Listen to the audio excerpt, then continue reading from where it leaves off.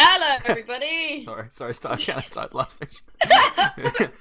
Well, we're off to a Just as flying I start. started recording, I went, wrong lever. Wrong lever. Yeah, Yes. Oh, Charles. We are. Yeah. So don't look behind the curtain. Everything started off completely. Are we running Great. with that? It's FMUF. What else did you expect, you guys? If you expect anything other than just a random cacophony to begin with, I don't know what to tell you at this I point. was like, hey, don't worry, you can introduce this one. And then Screams into mic. he comes in with nah. Yep. Fucking dies on his desk at the beginning of the episode. That's rude. How dare you? I guess my co-host has just died. Sorry, everyone. Toz. Gonna have to replace him Hey! Irreplaceable. with a pot plant. Wow. You're welcome. Probably slightly more entertaining. Yeah. I mean, it's a Venus flytrap because those bitches are hilarious. Yeah? Yeah, super funny. Just they're like, put They're your a finger. bit mouthy. But so are you. Oh. Slammed. Anyway. I thought my pun was good. It's that was. I didn't feel like dignifying it with a laugh because you don't deserve that. Welcome to FMUF. Life. Yes, you're welcome. Hi guys. Hi you. Hi there, camera 2. Didn't see you. Didn't see you there. I did. I just chose to ignore you. Well, that's really rude. How dare you ignore listeners, Charles? What the fuck? What's wrong with you? Anyway, on to camera 3 Oh. because we have an episode to record. So Budget improvements. yeah, we have a whole Imaginarium studio now. Just imagine that every subscriber has put another little piece of equipment in our Imaginarium studio. And then we've got like almost a full studio now. Wow. Because what have we got now? We're like 33? 7. 37. So thank you, everybody. Thank you to all 37 of you. We love you to bits. And we just surpassed the devil's number of views on our channel in total, which we are both extremely pleased about. I checked in to find 667 and I was gravely disappointed in whoever that one viewer was. We've been through this. I will cut your toes off if you continue slanting that one viewer. They are precious. Whoever you are, I will find you. Don't worry, I will kill him before he gets there. But yes, thank you all. It's been a roller coaster. And off the back of that, our most recent episode had the most amount of comments that we've ever got. Yes. Which means that this episode is pretty much purely just listener-produced, listener-submitted content, which is amazing. It's pretty insane. I was hoping that people would throw stuff our way, but I was not expecting it to be available for us to use entirely listener stuff this early on. Absolutely. And to be honest, we've just been sat here going, oh my goodness. Precisely. It's been the moment because you guys are fantastic. Thank you. So pretty dope. Now we will get over ourselves and start the actual fucking episode. And let's kick it off with the juicy main topic that we have received today from lovely Matthew Heels from our last episode. Yeah. The question that he asked was, what is PvP and PvE in Larp? Mm-hmm. What types of PvP have you been involved in? Do you prefer either or, a mix of both, and why? Yes. Yeah, meaty. Move on. That's the answer. Yeah, exactly. We like meaty. Done. It's like ordering Domino's. You just order one with all the stuff on it. Everything burrito. Everything burrito. That is a big meaty topic. It is. And I think what will be good is the fact that we've done similar LARPs, but also different. We've branched out from each other, or more that you just started before me, and so your branch is slightly more extensive than mine. However, for example, you do LARPs that are more heavily focused on PvP. Yes, I do. Yeah, for sure. My tree is a lot bigger. I have a large tree. So PvP, so player versus player, and PvE, player versus enemy, isn't it? Yes, player versus environment. Environment, that's the one, sorry. Yeah, and so that is talking about who the combat is against. So player versus players, you'll be fighting against other people's characters that they have created, other players in the system, so not crew or NPCs or monsters or anything like that. And player versus environment, PvE, will be fighting against monsters and crew put forward by, or NPCs put forward by the crew and the system runners and such. Yeah, pretty much a good overview of it. Exactly. Like in any case, you'll be fighting sort of against the world, like no matter which way you slice it, because the player characters are elements of the world. Yeah. But an easier way to describe it, how I find, is that player versus player, you are head on head with people who are in the same position as you, player characters. You're more like an MMO type situation. And then with PvE, it's more like a big old fantasy RPG. You are fighting against the environment for your survival. Yeah, but obviously this is not exclusive. There's a lot of wibble. So we love a good bit of wibble. Yeah, we do. And LARP is notorious for being one of those lovely subjects wherein one term can have multiple connotations and definitions. So keep in mind that you may come across it being used in various different contexts. Oh yeah, for sure. Like this may be a different type of thing over in North America and different like European LARPs, but here in Britain it's pretty much, you know, the same up and down the country. Yeah. You get, because you've got in its purest form fighting people, but there's also, you know, social PvP, which is it's different. It's using your words rather than your big stick. Yeah. And so on and so forth. But yeah, so what other different sub questions were there within this big meaty topic then? So the meaty topic. What types of PvP have you been involved in? Do you want to start? Types of PvP. See, that's what I was saying, is that I've been involved in a lot less PvP circumstances, personally, because and once again, like you said, it has different meanings and sort of subcategories within it. So, for example, in Empire, the combat is run against monsters, but they are played by players. But technically, I still say that's PvE because they're not playing their characters at all. But when you are monstering, it's EVP technically. Yeah. But yeah, that's a whole different thing. Man, that's types of PvP. I haven't been involved in an awful lot, and that's almost by choice.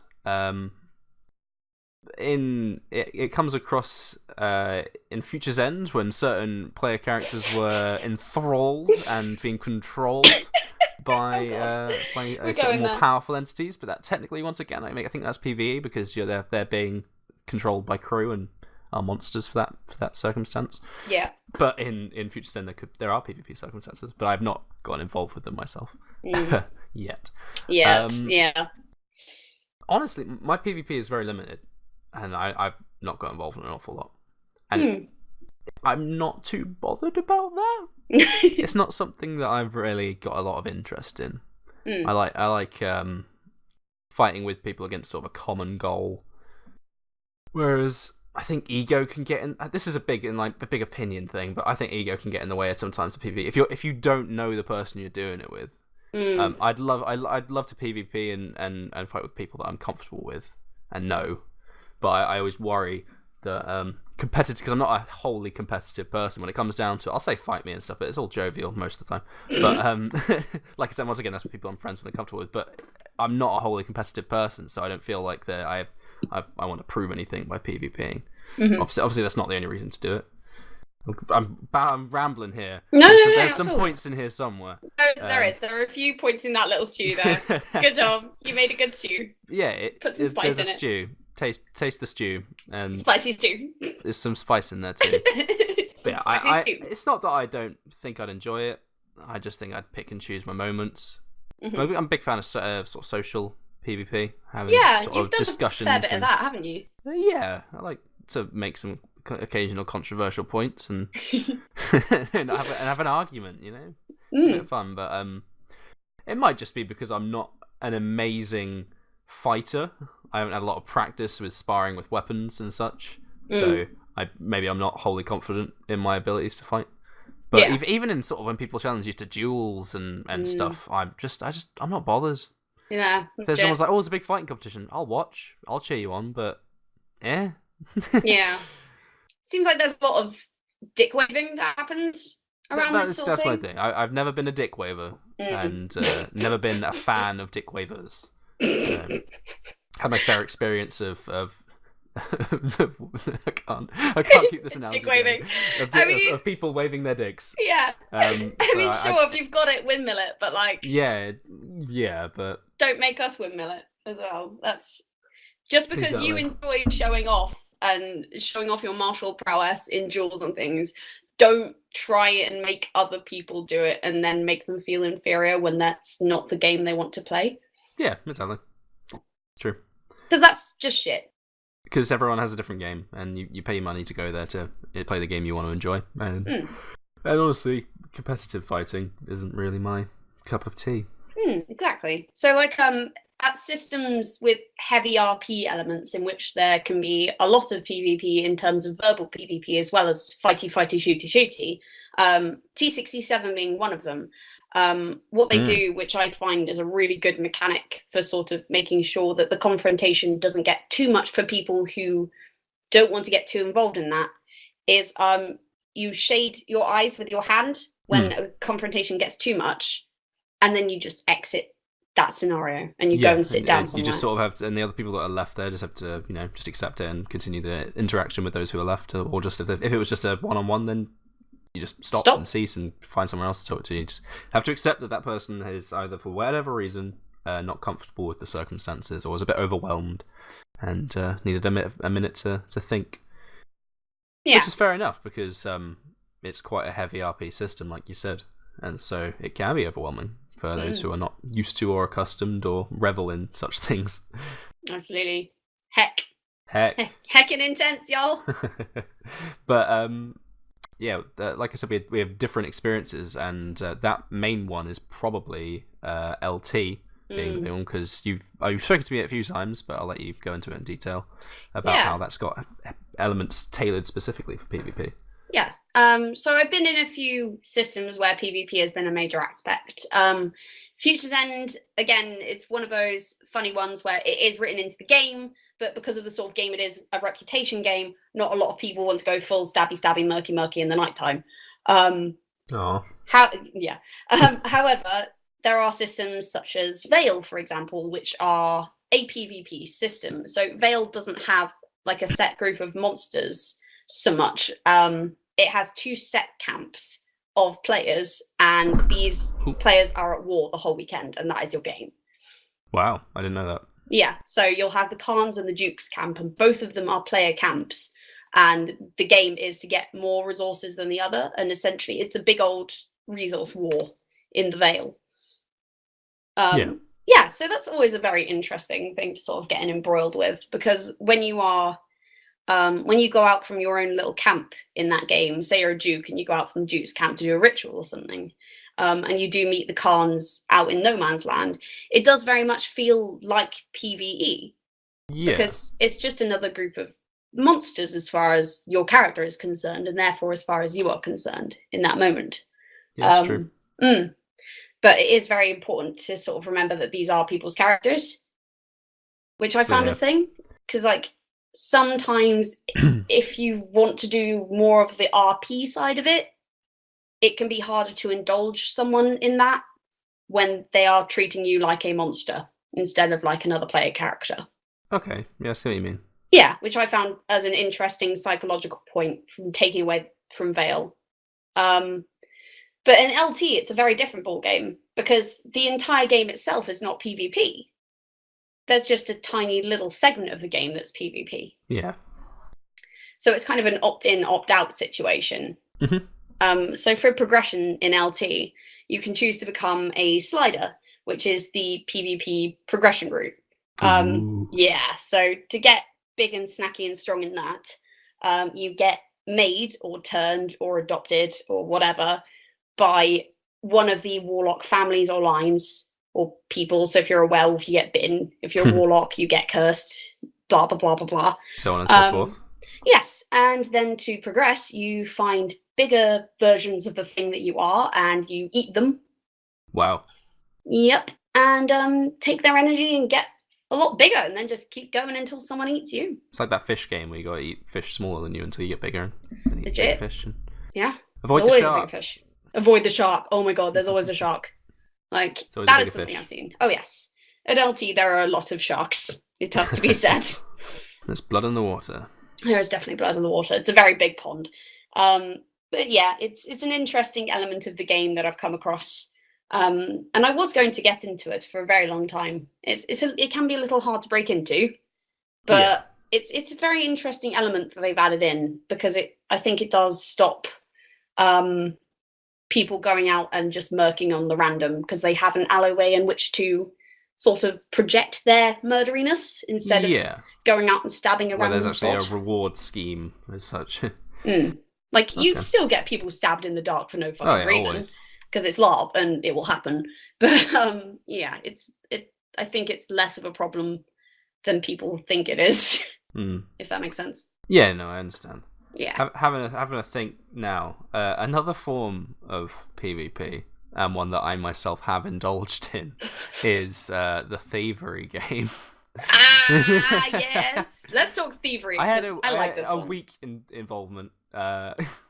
Basically just an audience. But we'll go into that. So yeah, thievery will have is a thing in certain systems, and it will have very strict rules determining what you can and cannot take and how you deal with it, where you take the item afterwards and such. For example, in Empire, you can only take in-character items, so resources or money, or the only time you'll ever take like a phys weapon item, so the physical representation like a weapon, for example, would be if it is has a ribbon on it, which shows that it is a magical artifact or weapon.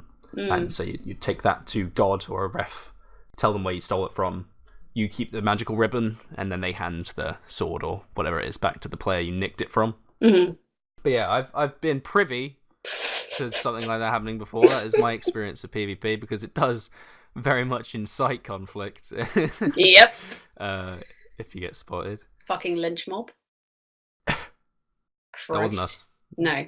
But it came off the back of someone else doing the thing. Yeah, exactly, which was smart. Yeah. So, like, for fuck's sake. Gotta give that one to them. Yeah. But yeah, so thievery is another one. On top of that. That happens quite a bit. It's fun. It's always funny. Especially if you know the person that you're thieving from, because you'll always see them like after timeout. They'll be like, "You fucker! That was me. Really? You twats!" Yeah. Yeah. Some of the few previous events I've been to at Empire, at least one person I've been with has had their coin purse stolen, to find it then in God afterwards, empty of all their cash. Yep, that's happened a few times. Oh man. Look after your money. All right? Look after your money. People are always after it. Especially if your name is Reedon. No, I'm the problem with my money. Yeah, or you'll drop it. Or people who sell cakes, they're the real thieves here. True. A vendor of sweet goods. By which we mean, oh my god, is a thief in my eyes. No, we love you guys. Please don't stop selling us cake. No, you're the best. I managed to summon a cake vendor last time, didn't I? Oh yeah, you did. We were walking around and you were just like, "Where's my cake?" And the boy was like, "I can help." Somebody sell me cake, and someone just piped up to my left. I sell cake. Yeah. Where's my lottery winnings? It was amazing. Just like this tiny little winter marker boy leapt up and just went, "I've got some stock," and you're just like, "Oh, bless you." Oh my lord. Bless you, you tiny cake genius. You're amazing. Good job, buddy. Like, yeah. That is A+. That marketing. was PvP. He was bartering with me. He was. Really? Stealing? No, I was gonna say what? He was. You can't haggle down a child. It's the smartest idea, having a child to sell your sweet goods. So is no one's gonna like shake him down for a cheaper price. No, that's shitty. Although the children of Anvil could probably shout you down pretty fucking easily. Oh yeah, they're scary. They are amazing. Like, guys, kids have A+ imagination and they do. No fear of roleplay. So. Terror, pure terror. Yeah, I think that's me though in terms of different PvPs I've partaken in. I did have something else I was going to say, but I've completely forgotten it. So I'll probably midway through or halfway through the end section of the show, I'll just pipe up and remember what it was. But until then, we'll remain shrouded in mystery. Oh god, amazing. Yeah. So thievery stuff is always quite fun. Like, yes. One system I was at. This is Future's End again. What did you do? I did nothing. I'm great. I don't know what you're on about. This hypothetical individual. Totally. This hypothetical individual and their hypothetical friends at Ashmount Prison, we had a big problem where ammo was a thing. It's hard to come by, and at Future's End, that's actually one of the mechanics. that, you know, it's a modern system. We're in Britain most of the time, or places where gun control is a thing. So it's not going to be massively available. And at Ashmont, there was one of these times where we were running out of ammunition.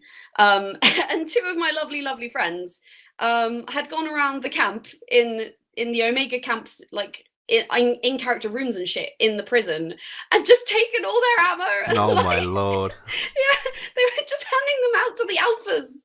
Oh god, it was just the most if you hilarious leave it lying thing. around, you deserve it. Legit. And they I was talking to one of the refs, and they came over, and the ref just looks at them and looks at me and goes, "Oh yeah, here come your friendly local thieves." Yep. I was like, "Yeah, no, she's got you there, guys. Bullet she dispensary. Really has." Yeah. Given that they were coming up to hand over some stolen ammo, yeah, they couldn't really say shit against it. No, they got them in the box there. A little bit. But yeah, it's definitely a thing, although there can be contention around it. If you're PvPing against people who you don't know, if you're stealing from people you don't know, they can get a little bit antsy about it. For sure. That's why, yeah, it has to be very strictly ruled to make sure you're doing everything by the book, because otherwise you're breaking the rules and taking things you shouldn't take, and that is bad. Yeah. So what I would say, if you are going to go into PvP in any system, read up thoroughly on it first, possibly talk to someone who's a bigger vet than you, who has been in this system for a lot longer, knows how not only how the rules work, but how sort of the social structure will react to that. Like, if thievery is something that literally never happens, even though it's in the rules, that might be something you want to be aware of. Yeah. So yeah, it's all very subjective. For sure. Yeah. What was this? Any more to this meaty subject? What do you prefer, PvP or PvE? Without a doubt, I prefer PvE. For sure. Yeah, I think I've mentioned it a couple of times, but yeah, I think it's a lot more enjoyable for me personally. You get cases. I enjoy the huge battles of Empire where it is very much against monsters, and you get a different. Oh, this was the point. This was the thing I was going to say. I remembered it. He remembered, guys. He remembered. He did a brain. Before we finished this topic of conversation, it was when you fight as a player, you fight very differently to you as you would if you're a monster. This was off the back of your talking about Vale and getting sort of seeing people as monsters rather than players. Because when you're a monster, if your monster character dies, who cares? You respawn, or that's it. You haven't lost anything. But if you lose a player, you potentially lost years of emotional investment and time investment and money investment on kit. Just a whole lot of investment. Yep. And so yeah, playing against players. I've never done a proper battle PvP, but I imagine there'll be a lot of umming and ahhing and not wanting to get too in, because when you monster against players, they're very scared. They're so very scared, not wanting to all push at once, and they don't want to make the first move and such, because they have the fear of losing the character, and it is a very artificial way of artificially reproducing that fear of death is by losing all the man hours that you've put into this character. But when you're monstering, all caution goes to the wind, and you just leap and backflip into their lines and give everything you got, shouting as loud as you want to. And so I enjoy that aspect of PvE, both being the E and being the P. It's a much more fun experience, I find, when you're either having an orc line charge recklessly towards you, or being that orc line charging recklessly towards people. Yeah. Also, big battles are horrendously sexy. Oh, they're so sexy. They're so fun. Oh my goodness. I love them so much. They're just, they're so good. Yeah, they're just so good. Like 500 people versus 500 people. Just a huge line. Gobby shouting orcs versus terrified Imperials. Well, yeah, that was always fun. So a specific thing that happened last time in last battle was there was a guy who was downed, like a Dornishman in full plate, who downed between our line and the Orcs line, and he was about 10 meters, well, about 5 meters away from me. And there were there was a line of us, and I was like, right, we have to go and get him. The orcs are like another 5 meters behind him. We can do this if we all step together. And I managed to get some of them to step with me. And then this asshole behind is like, no, what are you doing? You're going to die. I'm like, there was a person bleeding out, like, right there. Come on. What? Seriously? So it was one of those moments of, right, you're going to be pussies. Fine. Just go for it. Legit. And just sort of sprint into the middle of this no man's land type situation, grab the guy taking the hits from these orcs, just like hissing my face off at them, and drag this guy back behind the lines. So sometimes that fear of death from players around you can make some really cool moments for you to be brave. Yeah, definitely. Yeah, that's what I love. So if everyone else around you is afraid of death, and everyone else around you is sort of being a bit hesitant, you can decide to be that person and be like, no, we're going to be the heroes. We're the heroes of the Anvil. We can fucking do this. We're going to rescue that person, and we're going to chop that orc's little toes off. Let's do this, boys, and fucking lead the charge. Yeah, I think going off the back of that, it's much more easy to feel heroic when the opposition isn't also going on about trying to be heroic. Yeah, if they're it's almost a selfish thing, because the monsters are there for the players to have a good time. Like when you're monstering, the whole brief is, you're there to die. Like at the end of the day, you're there to die. You're gonna try and win the battle objectives and whatever, but you don't hold on to this life like you would a player character. It's for them, and likewise on the next day they'll be doing it for you, and so it's much more tailored and biased towards the players feeling like heroes and having big hero moments, and feeling like the protagonist in the story. And so I think that is, in a selfish way, another reason that I quite enjoy it. Yeah, because it's all about me. Yes. Well, it's all about cooperation, isn't it? And that's one of the key principles of LARP. Well, and you, Charles. Yes. All right, pretty hair. Calm down. So, yeah, I think that's a very valid point. Like, LARP is fundamentally, it's a team game. It's a collaborative effort. You don't go into LARP by yourself. There is no such thing as a one-person LARP. That's just called imagination gaming. Exactly. That's not a thing. LARP is a team sport. Like, it's you have to cooperate for it to function. So having things like PvE is just, it is the sport. That is, it is the hobby. It's what we do. So having a PvE battle is the most fundamental foundation of that. I think it's where most of it really comes out. Camaraderie. Precisely, and it's actually why I really, really like crewing games, which I will be doing this weekend. I'm going to be crewing Age of Ether. Woo woo!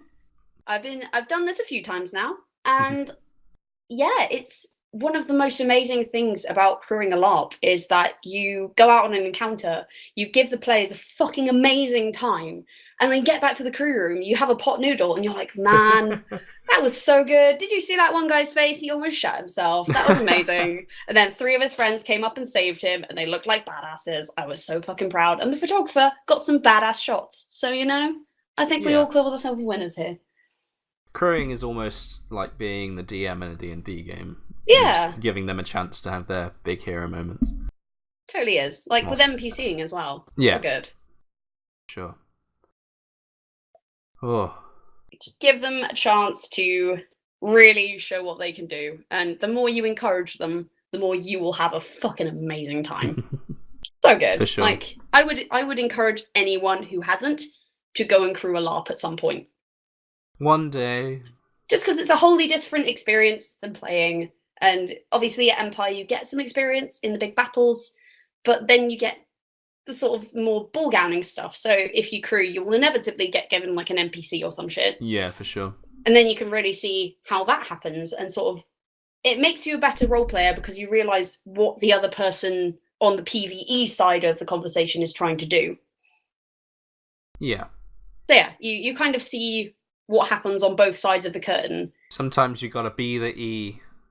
Sometimes you gotta be the E. There we go. I think that is the thing from this episode. If you take anything away from this, sometimes you gotta be the E. Gotta be the. Did you say which one you preferred out of the two? I did not. Ooh. So I very much think that games run off of a mix of the two. Yeah.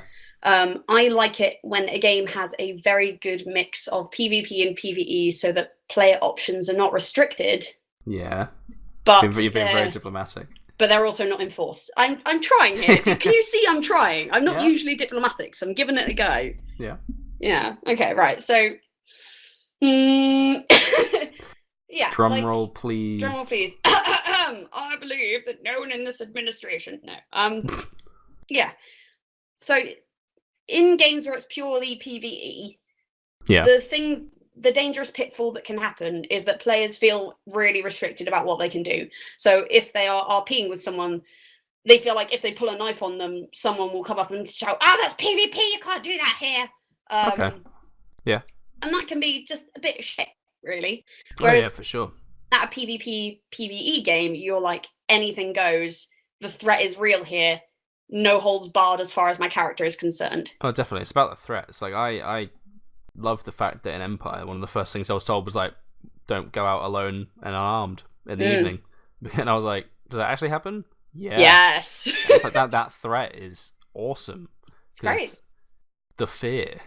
Yeah, because again, it's a living and breathing world. Like, there will always be dangerous elements and dangerous people running about who are going to try something with you if they think you're an easy target. Like, it's fun. You know, like, this comes back again to one of the key principles of LARP, fuck me up, fam. Fuck me up, fam. Fuck me up, fam. What is the easiest way you can do that? Player interaction and interaction with the environment. So, go ahead, go and yell at your friends and threaten them with knives, and then go and have a beer afterwards. You do you, boo. That's great fun. But also fight orcs, and, like, cast massive world-saving rituals, and just do the thing. Be a big damn hero. Do the thing. Like, yes. Answer the question, Ella. Yes, that is my answer. I prefer a mix of both. Which do you prefer? Mix of both. Which do you prefer? Do I have to? You're skimping out on our viewers. Excuse you. You're the one who was like, oh my god, there's like one extra view. Answer the question. I am like so upset right now. Okay, fine. Fine. Oh god, shit. This is a really tough question. Yeah, you're on the spot. Because I really love PvP in terms of like the social side of things where, I can get into really intense debates with people. Mm-hmm. But also PvE because battles. Battles. I've got to say, I'm going to go with PvE just because I feel like as someone who has done some crewing and been on both sides of the fence, you can work in PvP into PvE without it being too much of an issue. Oh, yeah. But you can't do it the other way around, really. Okay. Yeah. No, I think that is my 2 penneth on that. Wow.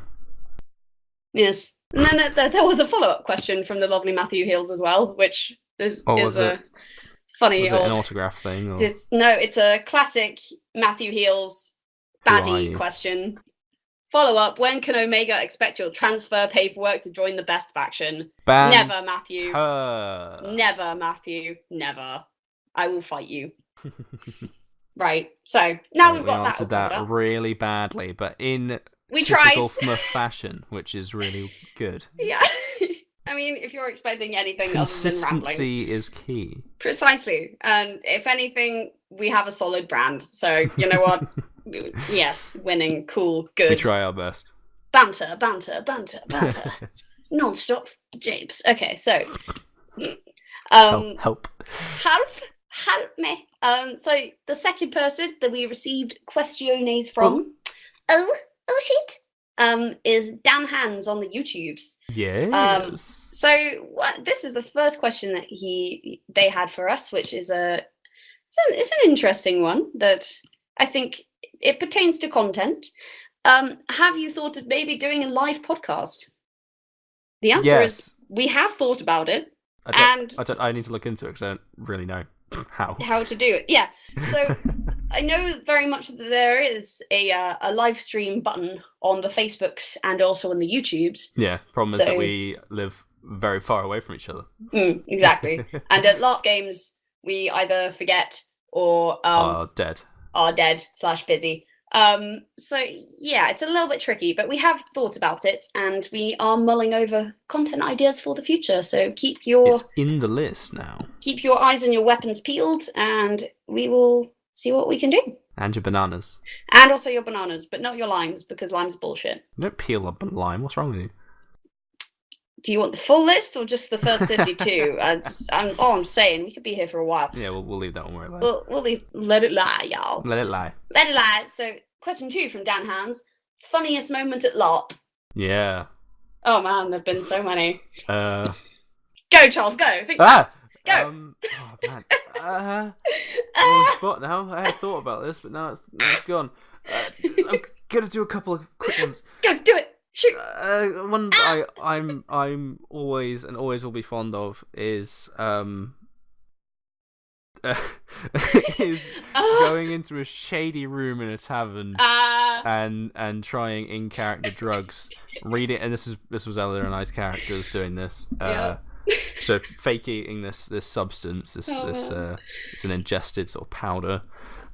Blue powder, and then us both reading through the role-playing effects and mechanical effects, and just my favourite moment was the last few words on that slip of paper being, "This is a highly addictive substance," and us just looking at each other like, "Oh fuck." Oh my god, that was amazing. Like, why are we so stupid? Why are we so stupid? The rest of it being quite funny because it's like, oh, this will make you extra fighty and extra confident. It's like, well, this is like us to 11 then. Yeah, it's just how we normally are, frankly, which is hilarious because we then went out of that and took more mind-affecting bullshit from the guy selling mischief juice, not even selling it, some guy ran up to us, try this nondescript alcohol in this bottle that I've clearly filled with my own brew, and we're like, okay. Yeah, while still high on bikes. Yeah. And the guy reads out the effect. It's like, it makes you feel mischievous. And we're like, well shit. That's us. Here we go again. It's literally, why do we keep doing this? Like a little mystery tour of all the random substances that we can get our hands on. Don't do drugs, kids. Except when you're at LARP, do. Yeah. Because it's funny. Do it a lot. Do it a lot. Then you don't have to do it in the real life. Yeah, which is us in a nutshell. Legit. Have that for an after-school special. Come at me, Helen Hunt. Your PCP ain't got nothing on this. Yeah, so that's a good one. That was great. That's where I had the funniest, probably one I could think of at such short notice. For sure. Right, so I actually have one for my first ever LARP game in a field. Yes, so this was from Future's End Event 3, way back in the day. Way back when things were less complicated, when I was far less jaded, kind of, sort of, not really. Yeah, so I had a friend in character who was an ethereal, which are they're extraplanar entities who've come over here from a different plane and therefore really know nothing about the world and how it works and what things are doing and what they are. So there was a funny moment in the bar where me and my ethereal friend Paladin were sitting around, and then someone brings out a boombox. And Paladin loses his shit because he's just there like, the tiny lady in the box is commanding me to dance. Nice. The tiny lady in the box is commanding me to slide to the right. Clap 3 times, crisscross. And I'm just there like, my character is sitting a table away, just face palming aggressively and going, oh my flipping god, Paladin, you absolute weapon. Oh my god. It was just the funniest thing. People go all out on their ethereal roleplay when they're just like, what is the... And then whatever the word is, what is the Google? What is the Google? And just all this. Sometimes you sit there in character like, do they not brief you on anything and how the world works? Like, nope. Sometimes I feel it might go a bit beyond realism, where it's like, surely they would tell you, like they don't have to tell you how to breathe before you leave. Legit. Although it is funny. It's so funny and endearing though. I love it. I do have a headcanon for ethereals in that they did initially, when ethereals first arrived, have a full-on like re-education team of people who are going to teach them how the world works, teach them how to acclimatize, and then the ethereals actually turned up, and the people who were supposed to do the teaching realized how fucking funny it is. They were not paid enough. Like, A, they're not paid enough, and B, how fucking funny it is to let ethereals loose on the nation and watch the carnage. Wow, okay, yeah, that works too. Because it's so funny, legit. And then, like, it just, because any time that an ethereal goes up to a human and is like, what are this? The human's like, are you fucking serious, mate? Yeah, what is the ball gag? Yeah, okay. No. Oh, God. I'm just going to walk away. Run away. What's an Ann Summers? No! You poor child. Don't do that to yourself ever, please. And they know what they're doing. They do. Like, OC, Assholes. they know exactly what they're fucking doing. Like, my most favourite moment of that, I reckon, was one of my favourite ethereals being all like, Tag, what's a masochist? Yeah, that's the one. I'm just gonna run away now. Funniest thing is she chased me down with a snowball and half an hour later. So. Yeah. What is a meme? I'm not equipped to answer that. I don't even know what a meme is, lad. Like, just don't even. It's an experience. You have to experience the meme. Exactly. Like, what is a meme? Go die and go back to your throne. Yeah, just go home, please. Yeah. You're too precious for this world. You don't deserve to be corrupted like this. Yeah, precisely. Oh, man. I've had so many funny moments at LARP. This is so tricky. Man, LARP's just a funny moment. It is. LARP is just shenanigan fest. Man. Another one I'm proud of was we started. It was the E1 event on the Friday night. So before I'd bumped into you at that event, actually, in character, and there was 4 of us. They were like, oh, let's just go to a few in character taverns, have a bit of fun.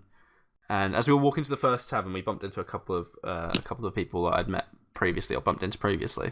And they were like, "Oh, do you mind if we tag along?" "Oh, of course, yeah, join us." There's 6 of us now. There's 6 people for a sort of bar crawl. That's a good number. And we get to the first tavern and we start playing a few drinking games. And there's a couple of other people from different nations. I think they were leaguers, and they get them involved. They're really interested in this drinking game we're playing. And it just snowballs out of control.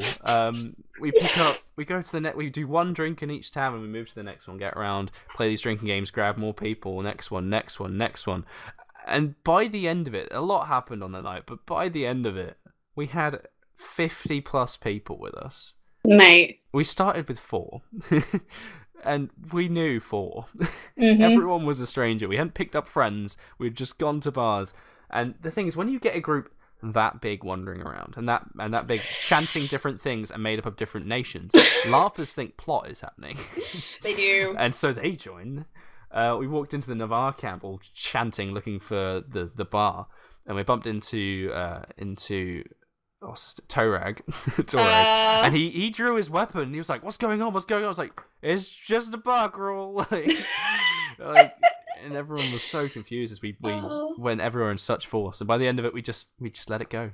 And we just let it continue and grow into the night. And I think that's like after that was when I met you, when I bumped into you. But it was such a ridiculous moment of standing there with Reese, who had been quite a big instigator and getting people involved, and just sort of taking it, just stopping and letting the group march on and just watching it with such pride. Our baby, our child, our little child. Yeah, our LARP child. Yeah, it was now marching off into the sunset. Complete strangers coming together over some sort of common cause. Alcohol. Some drinking games. Oh man, one of the best ways to get LARPers to cooperate. Oh no, my microphone has muted itself. What? I cannot hear a word you say. I can hear you again. Oh, good. That was brief panic. I sat on the button. Oh, buddy. Well, bear with us for some brief technical difficulties. My ass. That is the difficulty. Well, if that ain't a mood. Right. Anyway, yes. LARP children. We're marching off into the night, off to buy more alcohol. If there's a common cause that can unite LARPers more than anything, it will be food or booze. Yep. That's it. That's all you need, and then you've got it. Or like money. But usually booze. Booze, yeah. It's usually booze. So yeah, that's one of those funny times recently was an LTE moment. They had in the final battle of this event, they had a void gate running around. Now, a void gate, it's essentially a tear Sounds like reality. Something you should avoid. Gate. Hey! Amazing. We're professional comedians. We're not. We're fucking stupid. Okay, so we've got this void gate running around, and it's essentially a rip in reality, like you know in Doctor Who when they had the Amy and Rory stuff happening. I do. Yes. Well, it was essentially this. Big old sort of black fabric streamers held between about 4 refs, 2 people actually manning the thing, and 2 people being environment people about it. And at one point, me and my friend Pete went, you know what would be funny? Cannonball. Let's throw things at it. Oh my god. Yeah. So the Void Gate was basically running around this battlefield chasing people. Yeah. And everyone's like diving out of the way and trying not to get eaten by the Void Gate, because if you fall through the Void Gate, you get void tainted. Which is not good. It's essentially a curse. Huh. Not fun. Okay.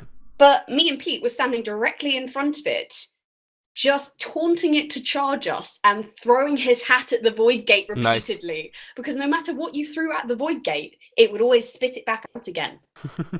Yep. So we were just there throwing rocks and hats and like daggers and stupid shit at this Void Gate and having it spat back out. That does sound like you guys. Oh, so much fucking fun. Having now met Pete, yeah, that sounds definitely like a you two thing to do. Legit. It was a good time. We do this at virtually every LT that we go to. We will find a battle line and do something hilarious. Hell yeah. The first time we ever did something of the sort was we barely knew each other, met each other on the battlefield, and went, you know what, let's do something stupid.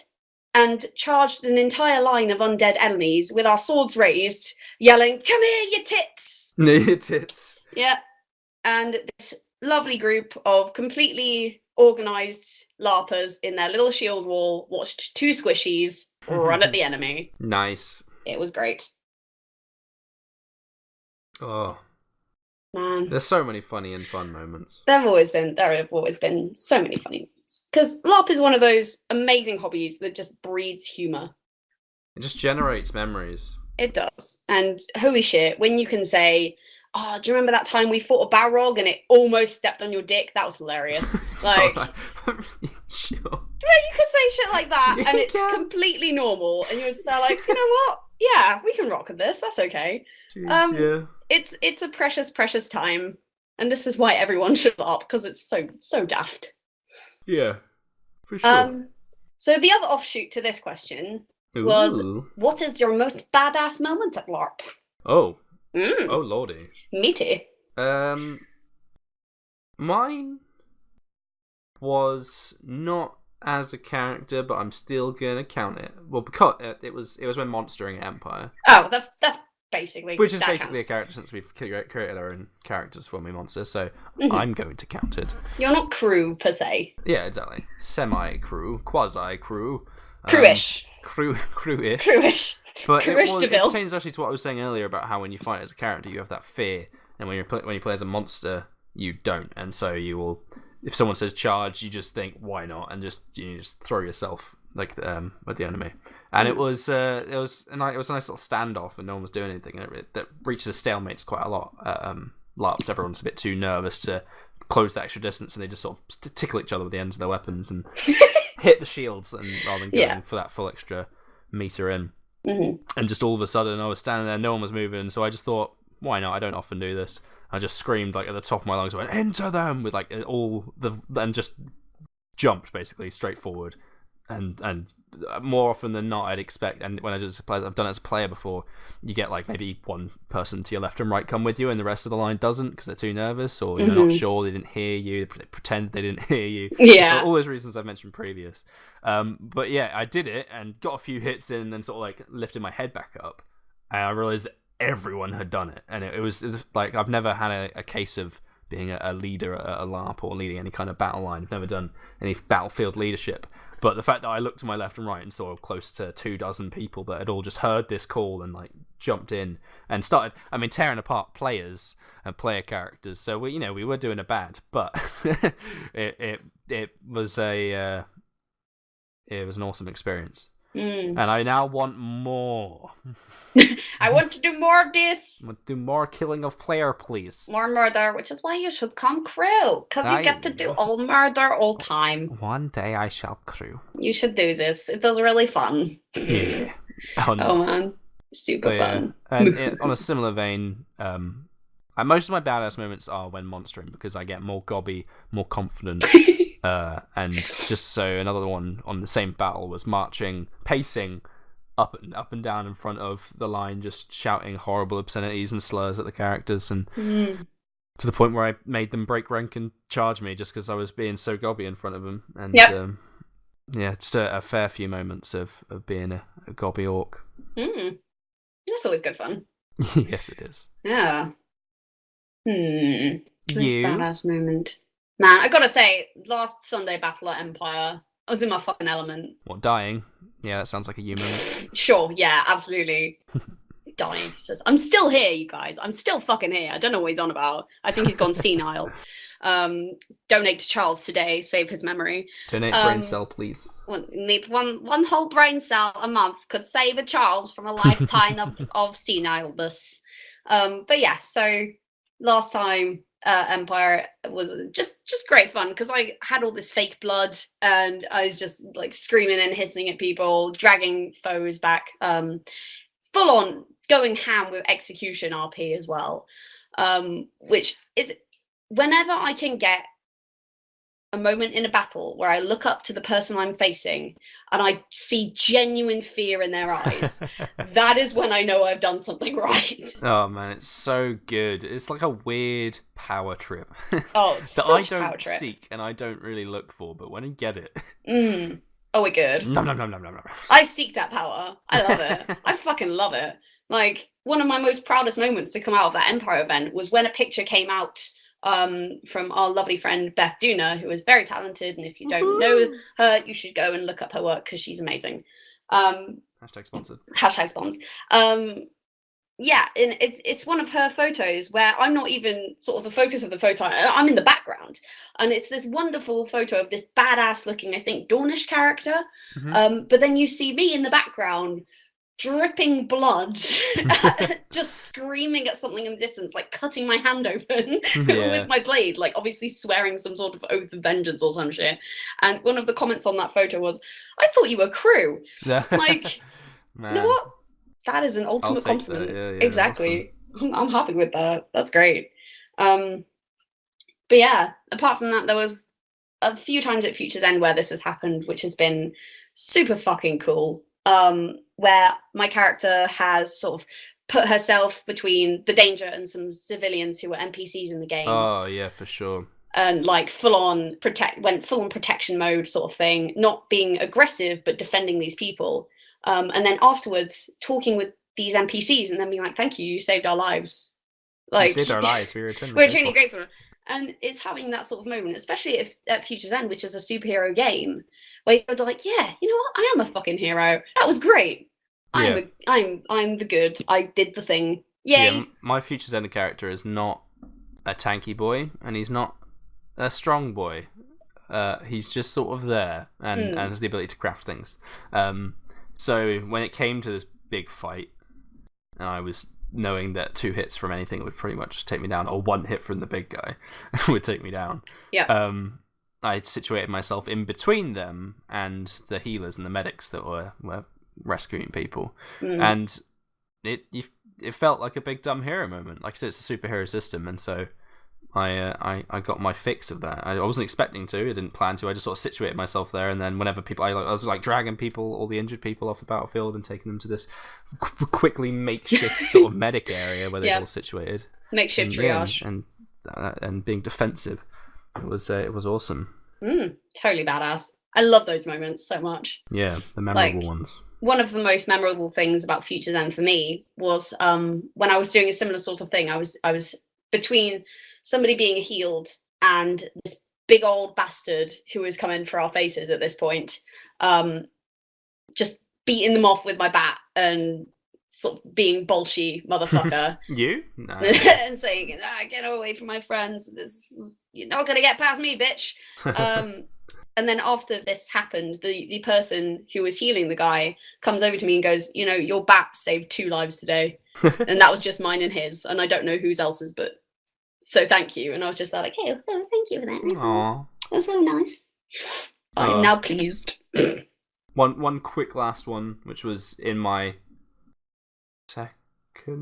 second ever event. Well, it's just a real quick one that I always love and I find quite wholesome, which was in a shield line with Wintermark, as I do frequently at Empire, my nation, and some guy, and obviously I'm in Dunning's colours, red, and I think I've got one of their shields. I can't remember, but he sort of walks up to us, slots in the shield wall next to me and Sam's character, and he just says, "I've heard that if you stand next to a Dunning in the shield wall, you come back alive, and I was like, Aww. oh mate, I've not even contributed that much to the world and to the Dunnings, but that is an awesome moment. And so for someone to just say that randomly in the middle of a battle was like, it's a solid point that I always remember. It's so cute. It is. It's pretty wholesome. It's adorable. Oh man. And also, something else, a little bit of a side tangent thing, but something that I find really, really awesome in Larp is where you've been there for a few games now, you're not entirely sure whether you're making too much of an impact, but you're sort of going around saying hi to people, trying to find a niche in the world. And it's that moment when someone comes up to you before a battle and says like, does like the classic fantasy forehead bonk, like wholesome don't die thing. Yeah. And you're just there like, oh, people have noticed I exist. Yeah, when someone asks for you, you're like, oh, exactly. Well, me? Me? Hello, me? Exactly. That's why I always feel bad for, it's his fault for calling himself Wilfric, the Nilbert in Wintermark. But people are always like, it's Wilfric around, and he's like, me? And then they're like, no not you. And it's like, it's like, oh, I thought they were asking for it. It's like, no, you contribute, you fight and drink things. The other Wolfric is like a skirmish commander. For fuck's sake. You silly man. He keeps asking in the vain hope one day it will be Wolfric, him. Go on, Aaron. One day someone will ask for you. Oh, bless his soul. That's adorable. Yeah, it's awesome. Yeah, it is always fun. It's always so funny because he's like, me? It's like, no. No, different one. The actual commandery person. Yeah. One day it will be you, my son. Don't worry. Yeah, he said that next character he's not going to call himself Wolfric. That's like, probably solid. That's really smart in a nation full of people that want to be a Viking. Yeah, just Ragnar or Wolfric. Just avoid it. Just don't do it to yourself. For sure. It's a bad idea. Like, just don't do it. Call yourself Thor or Odin. Yeah, that's always going to be fun, isn't it? That don't brief. No. You are Team Brief. Fucking Wintermont. Hey. Come out to me in my tree line. But yes, good times. Especially at Empire when you get recognised. That's a big fucking deal. Yeah, there's a lot of people in that field and a lot of people that are very vocal and recognised, so it's always nice when you've made a little bit of an impact in that world. And they're just like, hey, is this person about? And you're like, oh my god! Keep in the fangirling. Fangirling about yourself. Yeah, just the urge to go up and hug that person and be like, thank you! Making me feel important. Senpai! Senpai noticed me. Man, okay. Right, next. We've got... your left. Yes. We've got a couple more questions actually before on your left. I don't know if we have time for a couple more questions before on your left, unless you want to skip on your left this episode.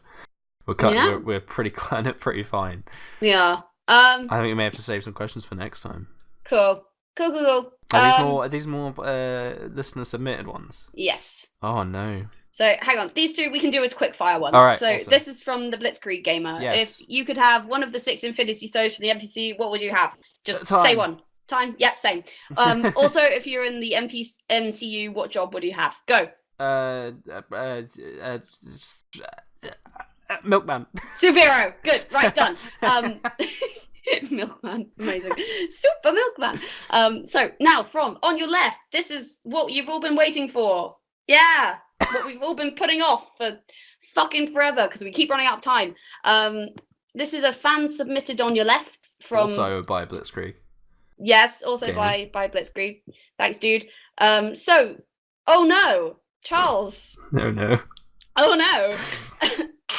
I choked. Oh no. I'm dying. So you're on Alderaan. Shut up. You're on Alderaan, and the planet is about to blow up in an hour. The item on your left is what you use to escape. Go. So I was quite happy with my item for once. Wow. You normally get a response saying, "Oh, go die," when I look to my left. However, an idea came to me the moment I looked to my left because I was at work. Okay. Mm-hmm. However, as one does. However, whilst at work, I was using the time that I had to actually be writing D&D notes. So the item to my left, as I brushed it to my side to actually type something on my keyboard, was my DM notes for the D&D campaign that I run, that you are a player of. Oh god. And so... Oh god.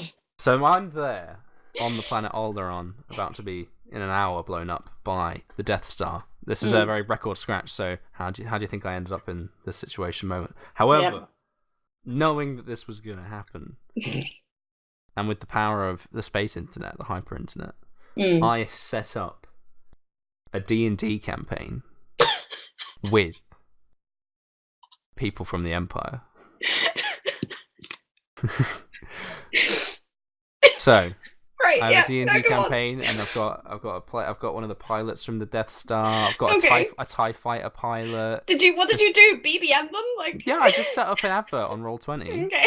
Oh right, okay. Looking for and obviously, you know, the Empire will be like, I'm looking for only Imperial citizens because, you know, I don't want any of those rebel scum. Yeah. Amazing. Great. And so I've got a stormtrooper in there, and none other than Darth Vader himself. Oh man. So you've got TR-8R.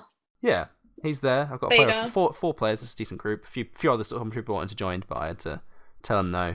Yeah, you've already got your all-star cast. Exactly. Yeah. It's the critical role of Star Wars. Yeah, Darth Vader's breathing is quite annoying down the mic, but we have to grit and bear it.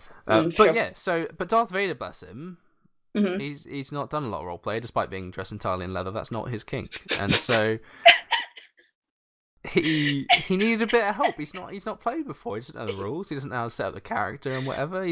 All he's done is strangled younglings. He's not used to living in a fantasy world. Even the younglings, Charles. Even the younglings. I mean, to him, he can do backflips and use the Force. He's already in a fantasy world, but this is different. This is a medieval. This is even longer time ago in a galaxy even further away. What the heck? And so he bless him, he didn't know the classes or the races, so I had to talk him through it, and he couldn't think of the backstory. He's not a very imaginative fellow, you know. he sees life through a bit of a tunnel vision lens and mask. And so mean to Anakin. No, he's bless him. He needs help. We were all there once. And so true.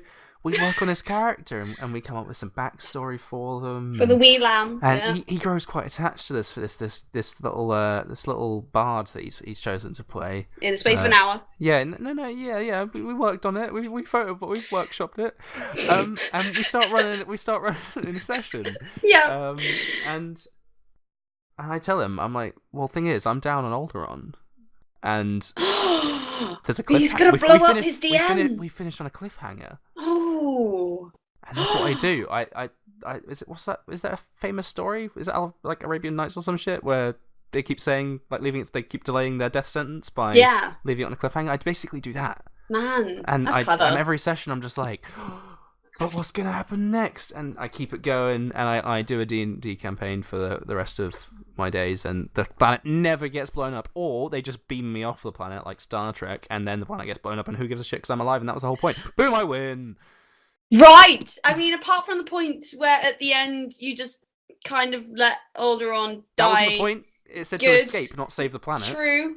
You completed the objective. I just say, hey guys, this D&D campaign requires, if you want to play it, I need to be safe and sound on the Death Star. And they're like, we'll send a shuttle right down for you, sir. Oh, man. Oh, they called you sir and everything. They did, yes. Oh, that's so nice of them. Mm-hmm. Well, I think you've officially succeed that on your left. Yep. And then I accidentally killed his character, and he force slam choked me, and I... Oh, whoa. You know, all this leather. Oh my. And I died. Nothing kinky, don't worry. Oh. Well... Sorry for all of you folks who are expecting it. Bit of a tease there, no. Yeah, sorry guys.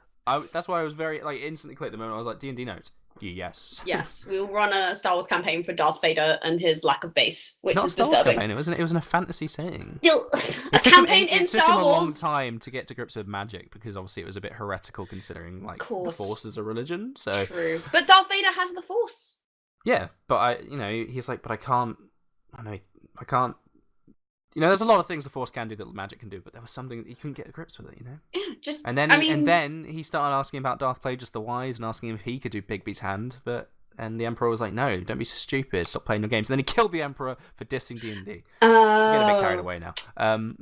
No, but that makes a lot more sense now. Now I know why he threw him into the pit, because he said he couldn't play D&D anymore. Honestly, he said that Bigby's hand was stupid. And kill him. Heresy. Ultimate heresy. He insulted his little his My arcane furball hand. bard. Yeah. How dare you, Emperor? Like, honestly, how entitled do you have to be to insult someone's furball bard? How could you? Think about your life choices. Awful. Clearly, he just needed more RP in his life, which I think is just everyone all the time. Yeah. You need more RP in your life. Yeah, I need that on a t-shirt. Yes. What was the thing we decided was the thing earlier today? I can't remember. But yes. It's gone forever. Yeah, it's Apart in from the fact that this is void. recorded and will be on the internet. I would say we'll put it in later, but we won't. Yeah, I think that's all our content for today. That's us. Well, that's all, folks. That's our itinerary we completed. Yes. Words functioning. Cool. Good. Send in more questions. And Send in more questions. Comment more things. It's so much easier to do a podcast when it's just like, you guys are doing it for us. Yes. All we have to do is waffle. You guys are making all the content. Shh, Charles. Can't. Sorry, don't look behind the curtain. Did I give away the secret? Yeah. Don't stop showing them what's behind the curtain. If we're telling them not to look behind the curtain, cheeky. why then? Calm. Whoa. Whoa now. We are not that far into this yet. We will discuss the boudoir Patreon later. Okay. Sorry, too soon. Jeez. At least 100 subs before we even go there. There will be a Charles Boudoir Patreon coming. Clearly, but at least 100 subs. Yeah. Glossy only. Wait until you see June. Oh man. My god. Oh man. I have plans. Ain't got shit on November though. All I'm saying. Ain't got shit on November. No, it was pretty tame. No, I like November. It was classier. It was just some casual BDSM. But yeah, it was classier than July, so most things are classier than July. It's fine.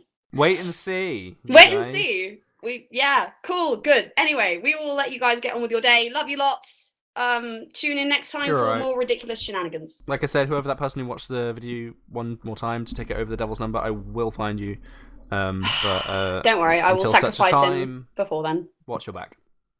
I will kill him before he gets near you. Don't worry, it's okay. You can be the next co-presenter of FMUF. We don't need Charles anymore. It's fine. Don't worry about it. Wow. Remember who edits these. Sure. Well, good luck. Watch yourself, boy. Check yourself. Watch your before language. You wreck yourself. Before you wreck yourself. Anyway. Yes. Come on. Bye, everyone. Bye.